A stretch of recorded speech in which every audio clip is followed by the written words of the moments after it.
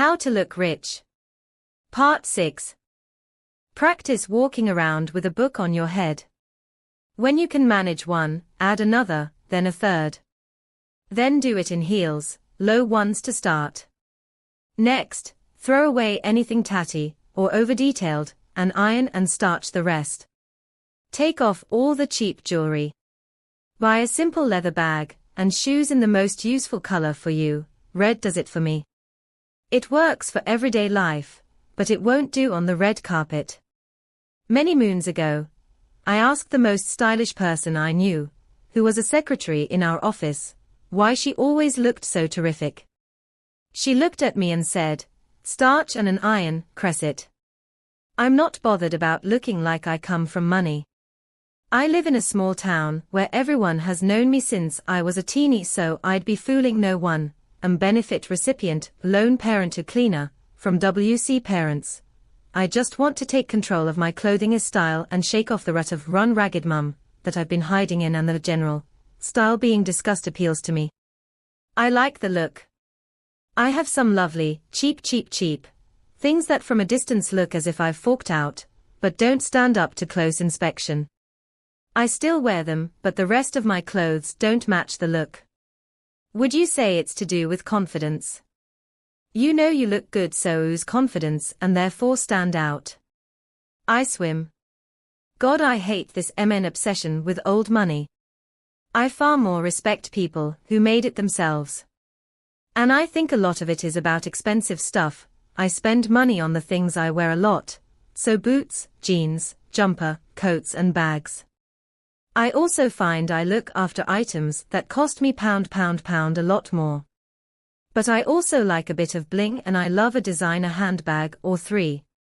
The confidence is less, I know I look good, and more, I'm happy with what I'm wearing and I don't really care what anyone else thinks, especially in work and social situations. Not worrying about what other people think, not worrying about whether your skirt is riding up, bra is showing, bum looks big in this. It speaks volumes when someone is confident in their own skin and like a PP set-up thread. It is also knowing your clothes are suitable for a multitude of occasions. That means you don't have social anxiety about being over or underdressed, and can just get on with enjoying yourself.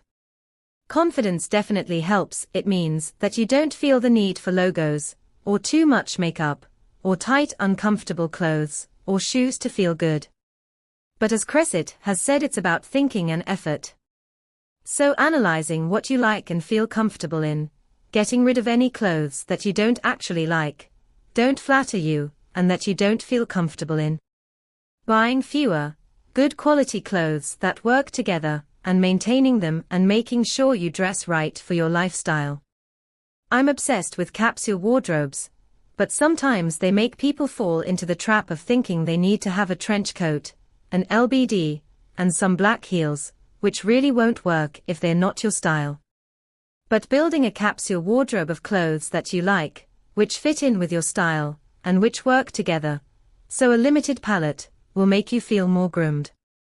And leather handbags. They don't have to be wildly expensive, but they usually look a lot better, and last longer than plastic. I agree that it is not about just buying expensive things. Have a think about what you like on others, what your own body type is, and what you feel comfortable wearing. Once you know this, buy clothes which are made of good quality materials and find a tailor, a seamstress, who can adapt the clothes to fit you properly. A t-shirt and jeans can look expensive if they fit well and the tee is made of nice materials, or are a great design. Make sure that your basics are the best quality, coats, shoes, bags, as these will be worn for years if purchased well, and again, minor tweaks from a tailor make an inexpensive item look more expensive. Inexpensive basics can be found at places like Uniqlo, which also does free hemming on their trousers if you are a shorty like me. If there is a designer you like, look on sites like Vestiaire for gently worn designer items from recent collections. The key is that the clothes you wear should be things you like to wear, and that you feel comfortable in. This will allow you to wear the clothes with confidence. I do agree about wearing the right thing for the right occasion, and in my opinion, that is quite hard to do on a tiny capsule wardrobe. However, as one gets older and accumulates more stuff, then hopefully you should be able to dress for most occasions. This is also why I tend to buy items if I love them even if I don't immediately have the occasion to wear them. The problem I find with a lot of cheap clothes is that they wash dreadfully and so look nice on the first wear, but 4 weeks in they look like rags.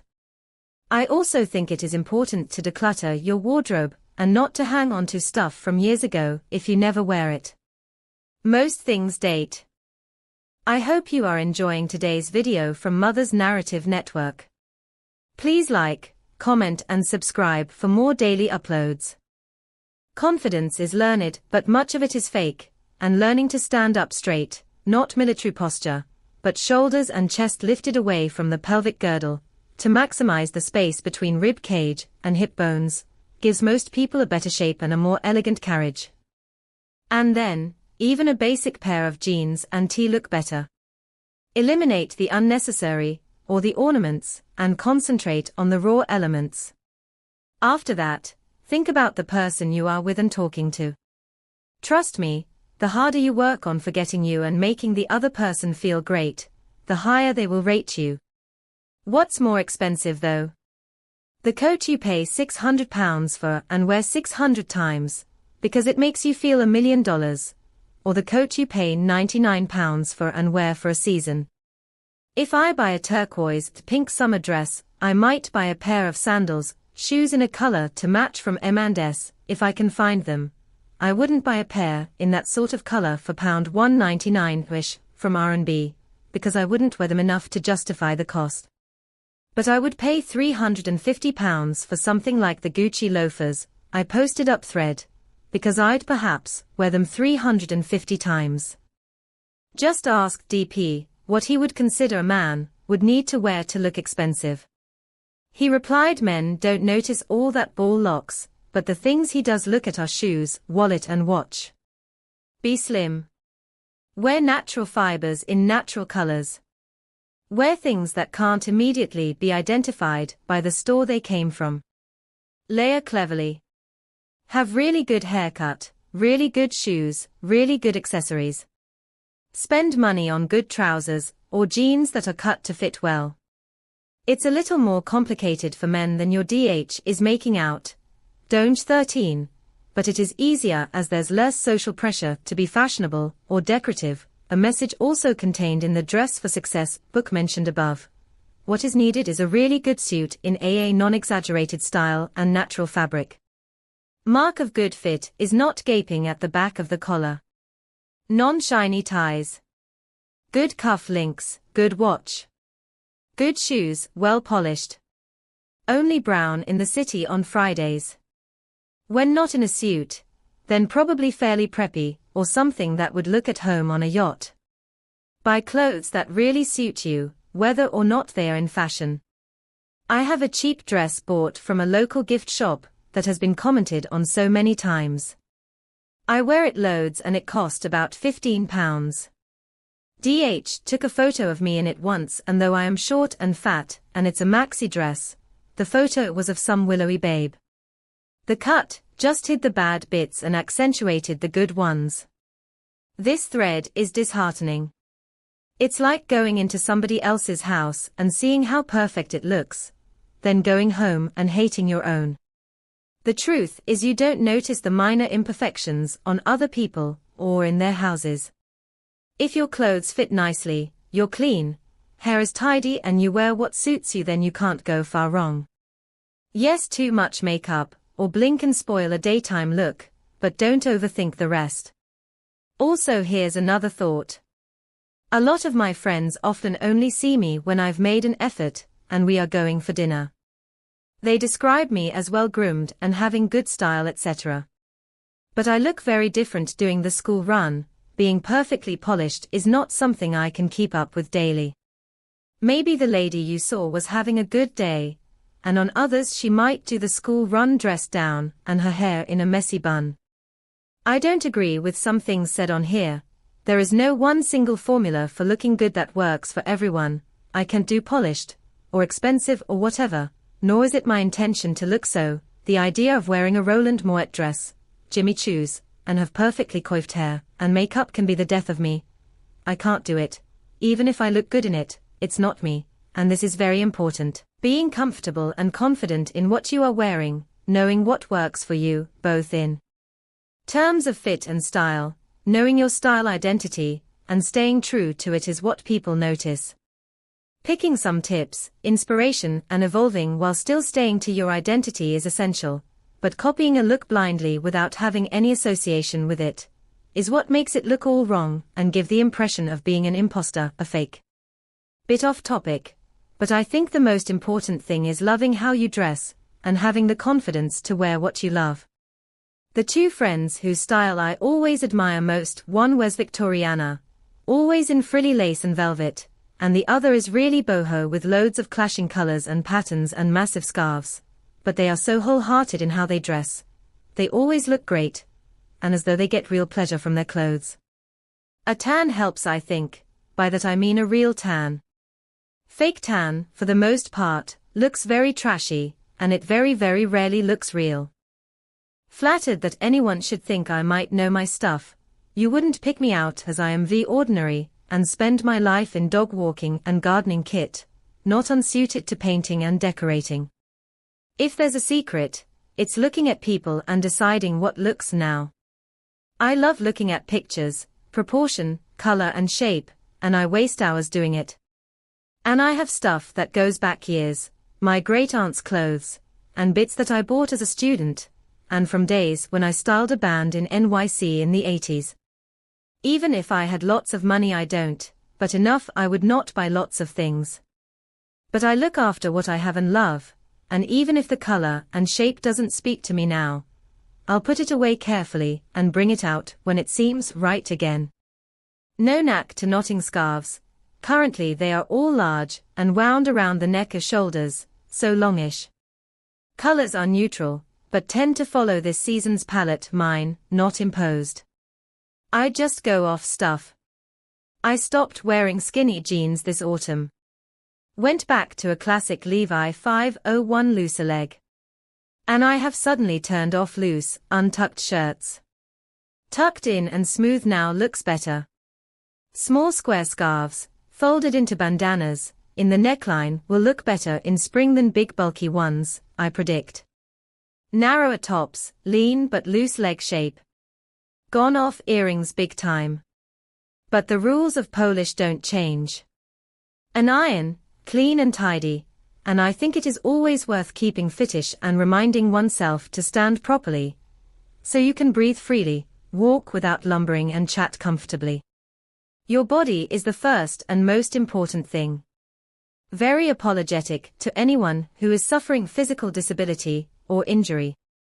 I don't intend to upset anyone who is old or in poor health. Loving this thread. I saw a picture of Princess Charlene of Monaco the other day, and thought she looked expensive. Note the neutral clothes, and she always seems to wear expensive designer clothes. Even though she doesn't have long swishy hair, she looks very chic with her pixie cut. I think she looks more expensive than the Duchess of Cambridge, although I do love Kate. This blog is great and explains it so well. howtobichic.blogspot.co.uk/2013/09/how-to-look-expensive.html. IMO, most important for this look is being clean and showered. Wearing fresh, ironed clothes. Manicured nails, short knot talons with bits of glitter, designs etc. Can be painted but classic colors, or buffed. No cheap jewelry piled on, instead classic items. A good watch and only rings should be wedding, engagement, eternity and maybe one other on other hand. No towering heels you can barely walk in. No muffin tops hanging over too tight jeans. Any tattoos should always be somewhere where no one can see them. Subtle makeup, no caterpillar eyebrows or God forbid, Kim Kardashian facial contouring. As far as clothing goes, I hate to say it, but I do think very expensive clothes do look expensive, although you can mix expensive with the odd cheaper item. Neutral colors, as mentioned before, whites, black, camel, navy, odd color like red or maybe orange or pink to brighten. This could be a bag, scarf or roll neck jumper, maybe a lipstick, bags, coats, shoes if pos. Should always be good quality, the best you can afford. I do think white teeth help with this look, not Ryland Clark, Simon Cowell white, glowing skin, glossy hair, but not overly long wag hair extensions. If only I could follow my own advice. I saw a young woman, late teens, early 20s, in a large Essex shopping centre head to toe, in white with every item from her shoes to her CC earrings named. She was tall, slim, blonde, probably spent a fortune. But as a middle-aged old harridan, I thought she looked as cheap as F***ck. She may well have had far more money than me. I don't know and really don't care.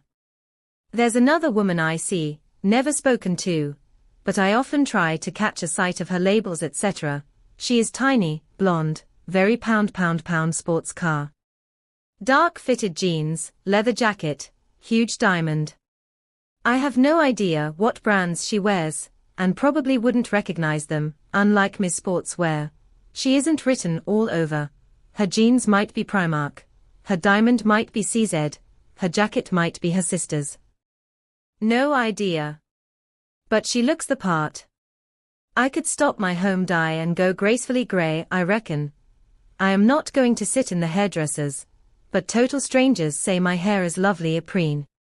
I only wear small CZ studs most of the time. I don't have leather bags by choice, so no mulberries here. I worked years ago for a family, wealthy MC, they all looked expensive looking back. Trying to rack my brains now what they did to achieve it. Thank you for watching, hope you enjoyed the video. Before you go please, like, comment, and subscribe for more daily uploads.